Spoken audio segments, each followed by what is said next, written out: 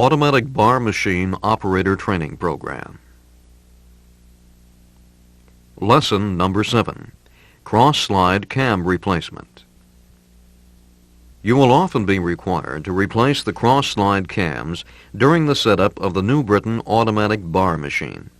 You will also be required to set the forming tools and to adjust the positive stop tension for each cross-slide that has had its cam replaced. This television training tape will give you the necessary information you will need to perform these tasks. This drawing shows a side view of the lead and guard cams for a cross-slide. The purpose of the lead cam is to move the cross-slide in and out during machining.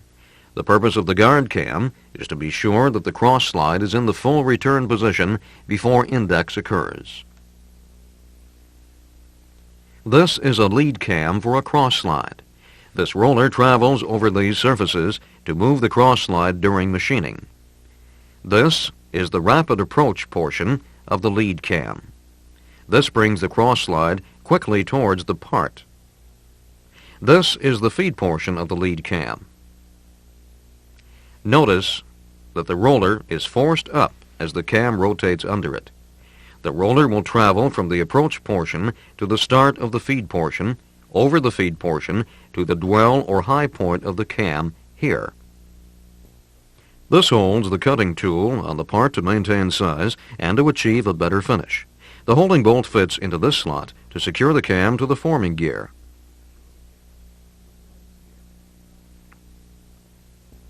Your layout sheet will call for the proper size cams for each position. Check the cam sizes carefully.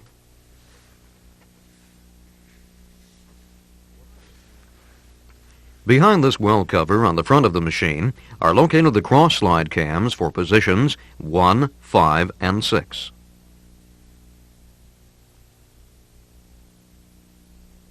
Behind this well cover on the rear of the machine are located the cams for positions 2, 3, and 4.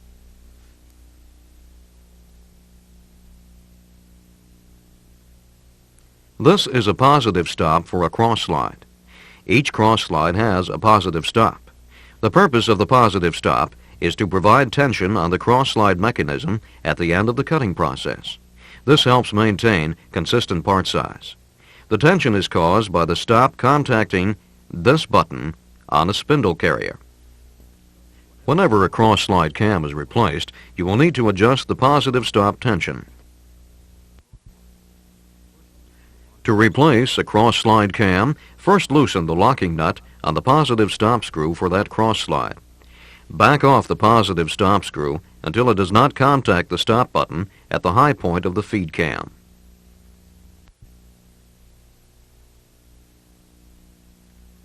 The cams are held in place by a clamp bolt and clamping screw. To remove the cam, loosen the cam clamping screw, but do not remove the screw. Tap the cam and remove it.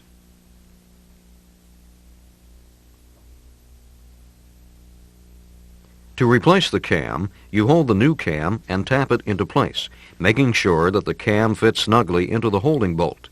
Tighten the Allen screw securely.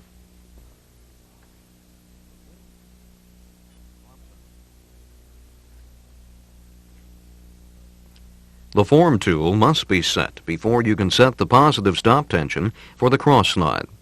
Normally, the form tool is not set immediately after changing the cam. The sequence of steps for setup will be listed on a sheet to be given to you after Lesson 9. This sheet will show you the correct time to perform these procedures. But for now, you will be shown how to set a form tool and how to adjust the positive stop tension. There are 3 types of form tools used in the automatic bar machines. These are the circular form tool, the dovetail form tool, and the flat form tool. Although the holders are different for each type of form tool, they work similarly. You will be shown how to set each type. The setting of the cutoff blade will be shown in Lesson 9. You will now be shown how to set the circular and dovetail form tools. This is the circular form tool. The cutting edge is located here. To set a form tool, First, assemble the tool in the tool holder. Place the adjusting plate and pin into position.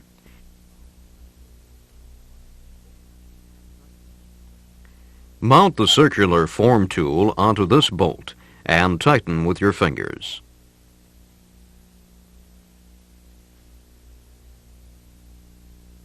Before mounting the tool holder to the cross slide, be sure to remove all dirt and chips.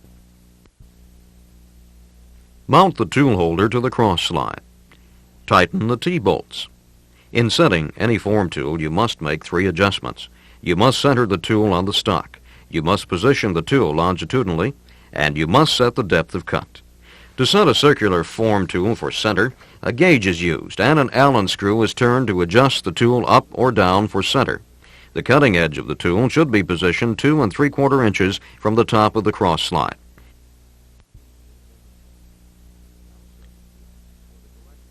Tighten the form tool holding bolt. You can now set the tool for the correct longitudinal distance. Longitudinal distance refers to the distance from the spindle face to the tool. By using this longitudinal adjusting screw, you can move the tool holder closer to or further from the spindle face. Once the tool is centered and set for the correct longitudinal distance, you can then set the depth of feed or cut. Back the tool away from the part with the feed adjusting screw. Hand crank the machine to the start of the feed portion of the cam to be sure the tool will not dive into the bar stock during the approach. You can now advance the tool holder towards the stock. Be careful when using any stock other than round stock to set the form tool holder at a distance that will clear the corners of the stock when it is rotating. Lock down the tool in the holder and tighten all holding bolts.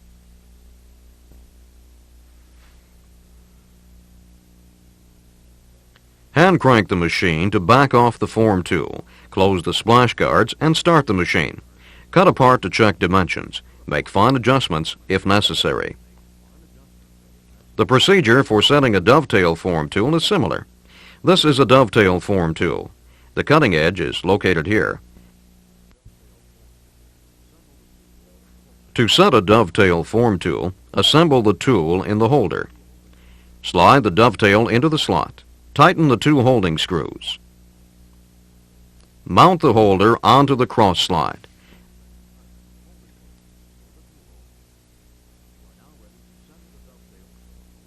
Then tighten the holding bolts for the tool holder. You are now ready to center the dovetail form tool. Do this by setting a gauge on the top of the cross slide and set the cutting edge of the tool 2 3/4 inches above the top of the cross slide.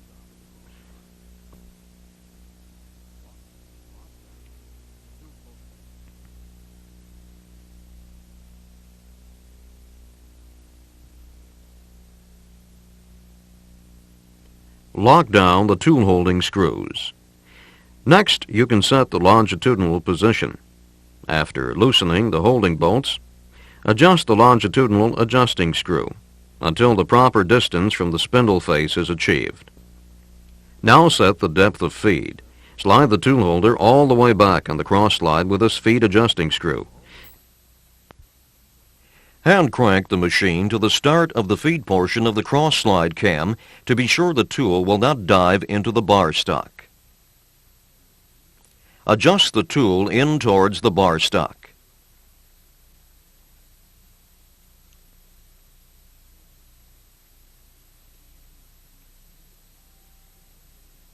Tighten the T-bolts.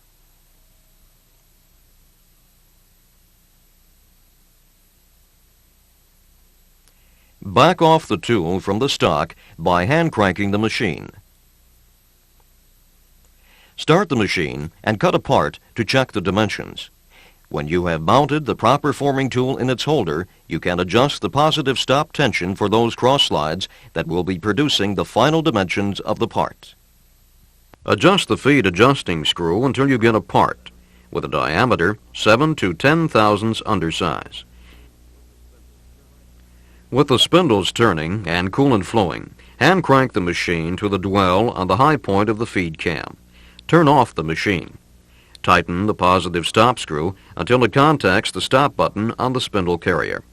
Increase the pressure on the positive stop screw slightly. Cut another part and check its dimensions. Continue to increase the tension until you have cut a part that meets the required dimensions. You will now have the proper amount of tension on the cross slide. Lock down the positive stop by tightening this locking nut.